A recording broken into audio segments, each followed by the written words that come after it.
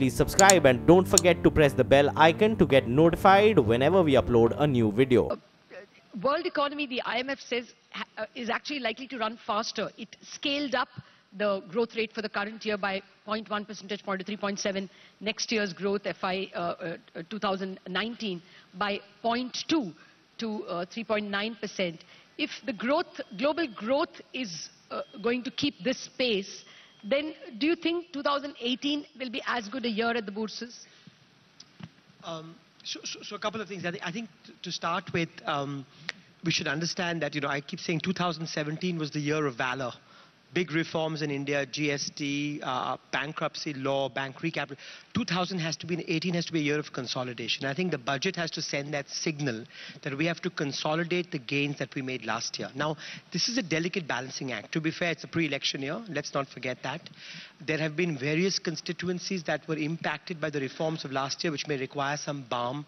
Agriculture, small, medium enterprises, construction. You will be mindful of that. But what's different this year is, apart from those expenditure pressures, for the first time there's more revenue uncertainty because of the GST. We just don't know how much compliance picks up, whether it takes 2 quarters or 4 quarters or 8 quarters, number two. And number three, the big elephant in the room is oil prices. Nobody's discussing the fact that from June, oil is up 40%.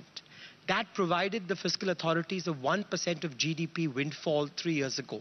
Some of that goes away next year. There'll be pressure on cutting excise duties. There'll be subsidies going up at the margin, both food, fertilizer and fuel subsidies. So it's a very delicate balancing act. I think the bottom line is...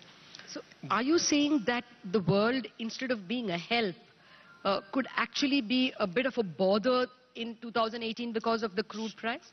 Let me just start answering the question by looking back at 2017. 2017, we saw synchronized global recovery, right? Strongest global growth in 7 years. What happened to India? Net exports shaved off 120 basis points of growth. So rather than being a tailwind, they were a huge headwind. Exports, we estimate, grew just marginally higher than the year before. Imports grew at 10% versus 3%. Next year, I think things will get better. Exports should pick up. Imports should come down. But whatever boost we get from global growth has to be offset in large part by the adverse terms of trade shock from oil being at 70. I think that's the difference for India. Being a large commodity importer, if a strong global growth pushes up commodity prices and oil with it, that subtracts a little bit from India's growth. We have to be mindful of that balance. Well, the fiscal deficit is obviously the cornerstone of the budget. So let me get to that first. Sajjid, will it be very hurtful if the government did not adhere to bringing down the fiscal deficit both optically and in spirit? My own sense, Lata, is if you look at the last few weeks and the urgency showed by the government, that they will, I think, bring it down to below 3.5, maybe 3.4, which is not a bad outcome in a year in which GDP growth has slowed and therefore fiscal policy becomes pro-cyclical, and a year in which you had all this uncertainty with GST revenues. I think the important thing from market perspective is looking forward. And I think the first thing that the government must do, like doctors, is, the Hippocratic oath, do no harm. That the budget must do no harm. What that means is, even if you end at 3.4 this year, and you were to nudge that number down to 3.2, but the assumptions are credible, and you've got some more clarity on a medium-term fiscal anchor, I think that will calm the bond markets down. Now, why does that matter from a growth perspective?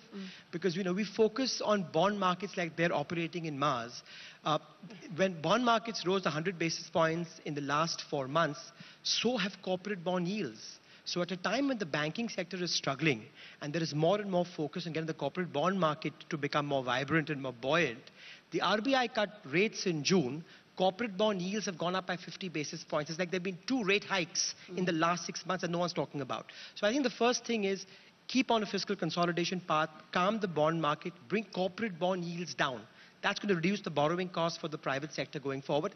Secondly, I know we'll talk about this later, full marks to the government on disinvestment this year. I know markets were helpful. I know, one PSU bought from the other. But the fact is the intention was there from the beginning, and they've over-delivered on that. Next year, my sense is you've got to keep over-delivering on non-tax revenues, because there is still no visibility on tax revenues in the GST.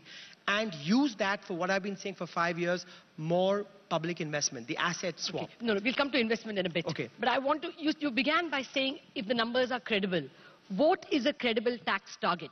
14%? 12%? No, that needs to be viewed in the context of nominal GDP. So I'll tell you this year. So the budget laid out a number of about 11.8% for nominal GDP. Gross tax collections were 12.2, a buoyancy of 1. As it turns out, we think nominal GDP will end up more like 10.3 or 10.4.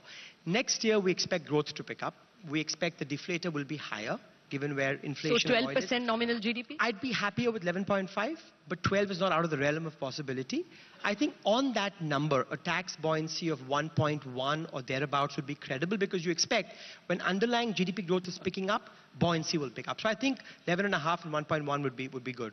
And after the 92,000 crores that they achieved this time in terms of divestment, what kind of divestment targets do you think they could lay out for FY19? I won't blame them. I think they'll be ambitious. I think you will get 1 lakh crore on the budget, and frankly, nobody will be able to quibble with that number because you overachieved on this number, right? So, but I think that has to be, see, let me digress for a second, because all of the other stuff is tactical. The strategic issue is we're still struggling with private investment. And forget this budget. For the next 3 years, we will need much more public investment. Now, there are 2 ways to do that. One is you go off balance sheet, and I think you will see much more of that this year, which is why, to ensure that the spread of corporate bond yields don't go up again with all this issuance of NHAI, PFC, REC, I would much rather that they open the corporate bond limit, which is almost full now. Yes. If you were to open that limit and have an automated extension whereby when 80% of the limit is full, it increases by X billion, that brings a visibility, because every foreign investor would like to be invested in Indian corporate bonds. So I'd rather you have more issuance off balance sheet for infrastructure and compensate that by having a planned issuance of corporate bonds. The second is, on budget, you do this asset swap, that the 1 lakh crores you get next year are directly or indirectly linked directly to public investment. I think those are the 2 biggest things. Bring corporate bond yields down and have more public investment. That's the best balance between macro stability and growth. Okay.